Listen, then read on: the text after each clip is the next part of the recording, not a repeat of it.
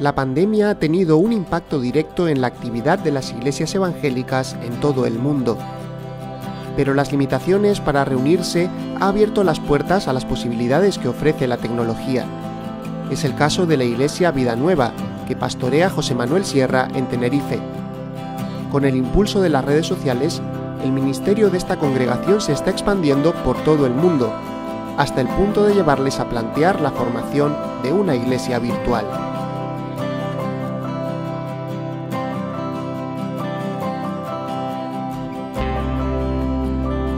Hola, bienvenidos a este espacio de entrevistas en Protestante Digital. Tenemos el placer hoy de tener como invitado al pastor José Manuel Sierra, pastor en una iglesia en Tenerife, Iglesia Vida Nueva, y vamos a hablar con él sobre cómo la iglesia está enfrentando este tiempo de pandemia, los desafíos que la iglesia está teniendo durante esta etapa nueva que nuestro mundo está viviendo. Bienvenido, José Manuel. Gracias, Daniel, un placer estar contigo. Bueno, es un placer, como te decíamos, recibirte, y la verdad que estamos muy impresionados con el crecimiento que está teniendo tu ministerio a nivel online. Nosotros somos una página online y entonces podemos decir que sabemos un poquito de esto, y la verdad que es tremendo la cantidad de personas que están siguiendo tus predicaciones o escribiéndote, y me gustaría que nos contaras un poco cómo ha ocurrido esto en los últimos meses. Bueno, yo creo que Dios también premia la constancia, ¿no?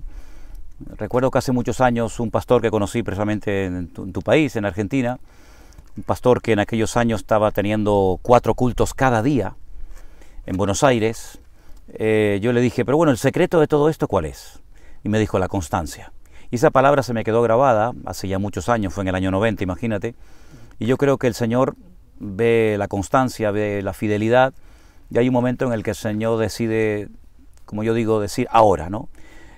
Pero por otra parte, no cabe la menor duda de que aquí nadie tiene el secreto de nada, y yo muchísimo menos tampoco, ¿no? Por lo tanto, a veces es un misterio, ¿no? El por qué, el crecimiento ahora y no antes, de esta manera. La verdad es que no te puedo decir de una forma fácil y sencilla y, digamos, resumida, pues mira, esto se debe a esto y a esto, ¿no? Porque realmente si uno supiera por qué, pues te imagínate, ¿no? Sí. Yo creo que aquí el factor sorpresa para mí es fundamental, y aquí el que se tiene que llevar la gloria única y exclusivamente es el Señor, porque la obra, quien la está haciendo es Él, no somos nosotros somos simplemente instrumentos que el Señor en su misericordia nos utiliza un tiempo, pero el que tiene las claves de todo es el Señor, no nosotros.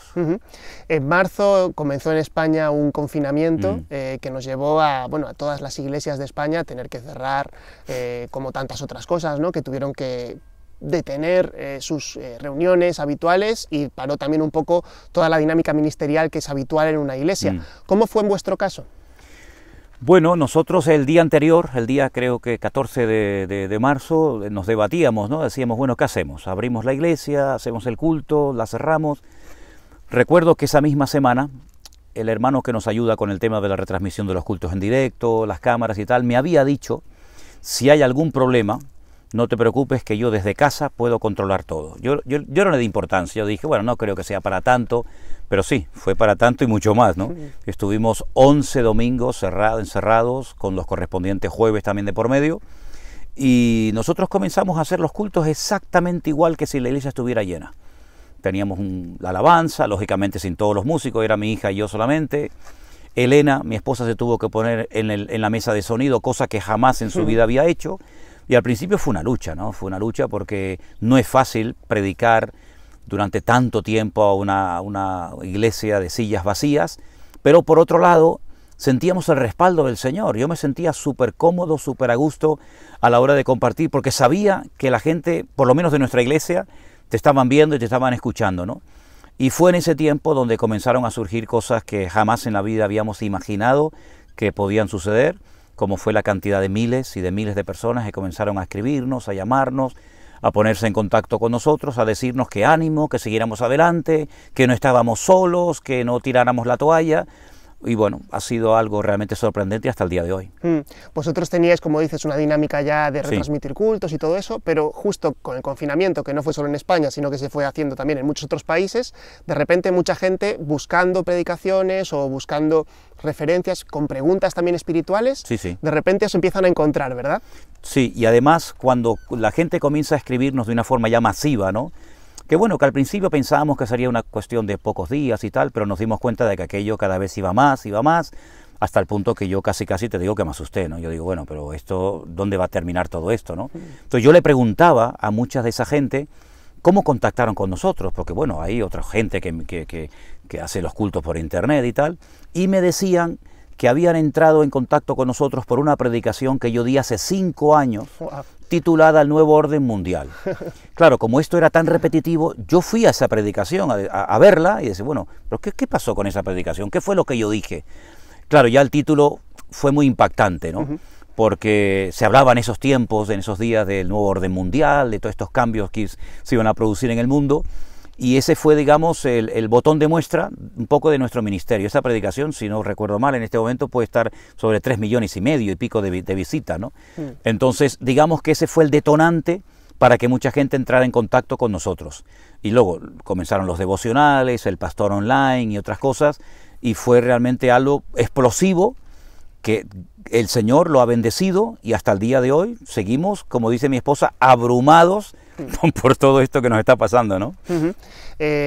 La gente no solo está, digamos, porque está esta gente que empieza a ver vídeos, ¿no? Y de alguna manera, por decirlo de una manera un poco técnica, ¿no? Consumiendo predicaciones, lo cual es una cosa, pero vosotros también estáis trabajando o intentando trabajar la parte espiritual de las personas, el cuidado personal.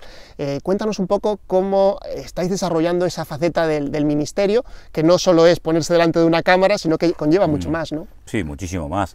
Esto nos ha cambiado la vida completamente, ¿no? Nosotros prácticamente estamos absorbidos, en el buen sentido de la palabra, por esto que hemos llamado la iglesia virtual. ¿Cómo surge esto? Te cuento rápidamente. Comienzan a ponerse en contacto con nosotros mucha gente que no son convertidos, que han comenzado a ver los cultos, las reuniones, y se han convertido al Señor, dejando, en fin, la iglesia tradicional, comenzando a leer la palabra, y surgen un montón de dudas y de preguntas. Por otra parte, muchísimos creyentes que hacía tiempo que no se congregaban, porque, en fin, lo que habían estado escuchando pues no era lo idóneo para su crecimiento espiritual. Por lo tanto, no fue nunca un grupo homogéneo, no es un grupo homogéneo. Hay gente que viene de un trasfondo pentecostal, de un trasfondo bautista, católico, ateo, etcétera, etcétera. Entonces yo me doy cuenta de que no es suficiente con un devocional una vez al día, no es suficiente con atenderlos en un programa de preguntas y respuestas por las tardes. Entonces surge la idea de crear una iglesia virtual. ¿En qué consiste una iglesia virtual? Hemos elaborado una especie de planilla, ¿verdad?, donde la gente solicita el pertenecer a nuestro ministerio, tiene que decirnos por qué, en fin, una serie de preguntas, y nosotros entramos en contacto directo con esas personas. ¿Qué hemos hecho? Hemos organizado en 5 grupos, por franjas horarias, por país, por continente, y comenzamos a hacer reuniones a través de Zoom con estas personas. Ya en este momento tenemos grupo de hombres, grupo de mujeres, grupo de matrimonios, grupo de jóvenes, grupos de católicos, y es prácticamente un trabajo diario, a través del teléfono, a través de WhatsApp, a través de llamadas, y es realmente un trabajo 24 horas al día, si quisieras, porque cuando tú vas a la cama a dormir, en otros países es cuando se están levantando, y es cuando comienzan a llamarte, ¿no? Entonces hemos tenido que reestructurar todo nuestro horario, hemos tenido que reestructurar, en fin, el ministerio, y hemos tenido que formar un equipo que, gracias al Señor, está funcionando muy bien y que nos ayudan a responder a los cientos y cientos de correos y de llamadas que recibimos todos los días. O sea que digamos que el cierre de los templos, el cierre de las iglesias, con todo lo malo que tiene y que tuvo para todos, vosotros también visteis una ventana que amplió muchísimo y está ampliando vuestro ministerio. No sé si ahí también veis, también supisteis aprovechar la oportunidad, ¿no? Yo una noche le pedí al Señor que me diera sabiduría para saber cómo reaccionar. Es que, claro, a ningún pastor le gusta cerrar su iglesia, ¿no? Entonces, claro, de la noche a la mañana te dicen, no puedes abrir la iglesia por X tiempo, ¿no? Entonces, lo primero que se me ocurrió fue crear un grupo de WhatsApp para los miembros de nuestra congregación. Pero claro, yo empezaba a las 10 de la mañana con ese grupo de WhatsApp y eran las 1:30, 2 de la tarde y estábamos constantemente que si competiciones bíblicas, devocionales, estudios bíblicos, oraciones, recetas de cocina, obras de teatro, en fin, un montón de cosas porque era todos los días, teníamos que entretener, entre comillas, ¿no?, a los hermanos durante muchas horas. Pero después se me ocurrió, digo, bueno, ¿y si esto lo hacemos abierto? Entonces el Señor nos dio gracia y nos dio sabiduría para poder contactar con toda esa gente, y gente que tenía muchas preguntas, gente muy herida, gente muy lastimada, gente que hacía muchos años que no se podían sentar con una persona que los escuchara, ¿no? Entonces el Señor nos ha dado la gracia de poder escuchar a esas personas, bueno, sobre todo Elena y el grupo que trabaja con nosotros. Ha sido algo extraordinario porque sin ellos hubiera sido prácticamente imposible atender a esta gente. Date cuenta que esto no es una cosa de un día, esto es todos los días, sábado, domingo, por la tarde, por la noche. Y bueno, gracias al Señor, estamos muy contentos, vemos que el Señor ha respaldado todo esto y estamos comenzando a ver milagros, auténticos milagros de familias transformadas, de gente convertida, de gente que han aprendido a perdonar, gente que se ha enamorado de la lectura y del estudio de las Sagradas Escrituras. Y bueno, esto es la satisfacción más grande que puede tener un pastor. ¿Qué ocurre? Que ahora uno sabe perfectamente que tú no te limitas a pastorear una iglesia local, con todo mi respeto, ¿no?, sino que hay mucho más, y que cuando te pones delante de una cámara no solamente te están escuchando los hermanos que están ahí, sino miles y miles de personas que no conocerás a lo mejor nunca, pero que tienes una responsabilidad en tus manos muy grande, ¿no? Y pedimos que el Señor nos dé la humildad, la fortaleza y la gracia para poder llevar este ministerio adelante. La verdad que escuchándote podrías decir, bueno, lo que les ha pasado ha sido algo que el Señor les está dando, y esperemos que también el Señor os siga dando pues las fuerzas para llevarlo adelante, pero yo sé que también hay... Bueno, yo creo que hay una conexión en lo que Dios hace a lo largo de toda nuestra vida, ¿no? Y probablemente Dios te estaba preparando para este momento, ¿no? Probablemente. Pero tú también vienes de una historia personal también, de haber estado lejos de Dios, ¿no?, para luego acercarte a Él y poder encontrarle. No sé si también te ayuda a conectar con mucha de la gente que está buscando. Sí, yo no tuve la bendición, como muchos, de haber nacido en un hogar cristiano, donde la palabra del Señor era la base, los principios espirituales era, digamos, lo cotidiano. Yo nací en un lugar donde, bueno, sí, se creía en Dios, pero, en fin, de una forma muy light, muy personal, ¿no? Yo tuve un encuentro con el Señor tremendo, que transformó mi vida, y yo sé en quién he creído, y Él, como yo digo en 3 palabras, Él me liberó, me sanó y me salvó, ¿no?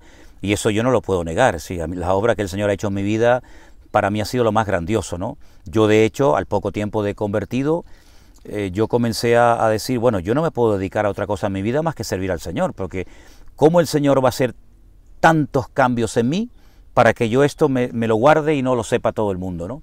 Entonces a mí siempre me atrajeron las almas perdidas, los inconversos. De hecho estuve trabajando un tiempo como evangelista únicamente, pero también siempre me llamó mucho la atención no las redes sociales, que en aquella época no existían, pero sí los medios de comunicación. Yo, por ejemplo, abrimos la primera emisora de radio cristiana en Canarias y la estuve dirigiendo durante 7 años, y teníamos un programa que le llamábamos una cita con Dios, desde las 9 de la mañana hasta la 1:30 del mediodía, todos los días. Y allí, pues, quieras que no, aprendes una dinámica y una técnica, y eso nos ha venido muy bien, porque yo creo que estamos en un tiempo especial, que la Iglesia tiene que entender que el modelo tradicional de iglesia, no estoy diciendo que esté obsoleto, ni anticuado, ni mucho menos, pero hay mucho más. Y en estos tiempos o te adaptas y te renuevas, o no tienes nada que hacer, sinceramente. Te quedas ahí, bueno, pues está bien, pero yo creo que el Señor ha puesto a nuestro alcance unos instrumentos y unas herramientas que ojalá hubieran tenido los apóstoles hace 2000 años, pero que es nuestra responsabilidad usarlos bien para la extensión del reino. La verdad que es una perspectiva positiva de lo que son las tecnologías, cuando estamos en un momento en el que mucha gente tiene miedo, ¿no? ¿Cómo estás viendo, ya que estás llegando a personas de todo el mundo y de todo lugar, de todas culturas también, de muchas culturas diferentes, no sé si estás percibiendo esto también, de que hay mucha gente que ahora mismo está con mucho miedo ante las circunstancias que nos están rodeando, que son pues nuevas para todos? Todo lo nuevo siempre trae digamos, un conflicto interior, ¿no? Cuando se produce un cambio tan radical, tan brutal como el que hemos experimentado y seguimos experimentando día a día, la gente, pues en cierto sentido, tiene temor, ¿no? ¿Qué va a pasar con la economía? ¿Qué va a pasar con nuestras vidas, con nuestros hijos, con los estudiantes y tal? Pero yo creo que es un tiempo para que la Iglesia se pruebe a sí misma, ¿no? ¿Qué tipo de fe tenemos? Tal vez ha sido una fe muy tradicional, muy encerrada entre las cuatro paredes del templo, y yo creo que ha llegado un momento para que la Iglesia se despierte, porque yo creo que ha sido un tiempo en el que el Señor ha tratado con la Iglesia, está tratando con la Iglesia. Date cuenta que, bueno, al cerrar los templos, pues en fin, hay una serie de ingresos, una serie de actividades que se han paralizado y ahora decimos, oye, ¿y ahora cómo hacemos? ¿Cómo hacemos para afrontar todos los gastos, todos los proyectos que tenemos? Y yo creo que ha llegado el momento en el que Dios está comenzando a sorprendernos, con nosotros lo está haciendo. Con nosotros el Señor nos sorprende cada día y nos ha enseñado de que la Iglesia es de Él. Y esa preocupación humana que a veces uno tiene, pues bueno, ¿y cómo pago el templo? ¿Y cómo pago a esto y aquello? El Señor nos ha enseñado que si confiamos en Él, no tenemos que preocuparnos absolutamente de nada, sino que el Señor tiene todo bajo su control. Y el Señor nos está sorprendiendo a los creyentes, dándonos lecciones objetivas de que ahora se están acercando al Evangelio más personas que a lo mejor con las puertas de nuestros templos abiertas. Por lo menos lo que estamos viendo nosotros. Claro, ¿no? Lo que estáis viviendo, y la verdad que eso es lo que anima, ¿no? Pensar que realmente, a pesar de que se cierren por un lado, pues parece que el Evangelio no se puede silenciar, ¿no? No es nada fácil hacerlo, en ¿no? absoluto. Yo sé que también eres un enamorado de estudiar los últimos tiempos, es un tema del que predicas mucho, has escrito también un libro recientemente sobre un poco el Apocalipsis, las profecías, dando un poco un enfoque sobre lo que la Biblia enseña sobre esto. Me gustaría preguntarte también sobre este tema. ¿Cómo crees que es un tema que también es importante que los cristianos estemos estudiando? ¿Qué es importante para este tiempo que estamos viviendo? Cuando hablamos de los últimos tiempos, la pregunta es, ¿y esos tiempos cuándo van a venir? Porque parece que hablamos de los últimos tiempos, pero los últimos tiempos nunca vienen. Yo creo que ahora mismo estamos en los últimos tiempos. Es decir, los últimos tiempos, lo que está bien claro es que no fueron en el siglo pasado, ni en la Segunda Guerra Mundial, ¿no? Ni en la Edad Media. Los últimos tiempos son ahora mismo. Por consiguiente, es ahora cuando la Iglesia tiene que entender, que tenemos que entender, valga la redundancia, qué es lo que dice la palabra acerca de los últimos tiempos, que dicho sea de paso, dice muchísimo, ¿no? Yo creo que hay un gran desconocimiento, ¿verdad? Y yo creo que es bueno que comencemos a sacar de la palabra de Dios toda la información que el Señor nos ha dado, material extraordinario. Date cuenta que 3/4 partes de la Biblia es material profético. Luego, este tema le da el Señor mucha importancia en la Biblia, ¿no? En el Antiguo Testamento hay más material para estudiar la segunda venida del Mesías que de la primera. Por consiguiente, es un tema que a mí siempre me ha apasionado y estamos viendo. Yo creo que hoy en día los creyentes tenemos, a través de Internet, de las redes sociales, tenemos la gran ventaja de ver lo que durante años hemos estado esperando y hemos estado leyendo y compartiendo en las iglesias, y ahora lo estamos viendo. Vemos que se están dando cosas que son las previas a los acontecimientos finales del cual habla el libro del Apocalipsis. Y por otra parte, a mí me gusta mucho que la gente piense, ¿no? A veces repetimos las cosas porque las hemos oído tantas veces que las repetimos, pero en el fondo a lo mejor no hemos indagado por nosotros mismos, ¿no? Entonces a mí me gusta enseñar confrontando. A veces llevo la contraria a lo que los demás dicen, pero no porque, digamos, quiera llevarle la contraria a los demás, sino para hacerte pensar, para que tú defiendas realmente si tu postura es realmente bíblica o no, ¿no? Y creo que es el momento de que la Iglesia saque del baúl de los recuerdos esos maravillosos libros y estudios de Ezequiel, de Joel, de Apocalipsis, etcétera, porque nos van a venir muy bien en estos tiempos. José Manuel, quizá para terminar, pensando en un tema que hemos estado conversando ya bastante sobre el aprovechar el tiempo, ¿no? Aprovechar el momento, como vosotros en vuestra iglesia estáis haciendo.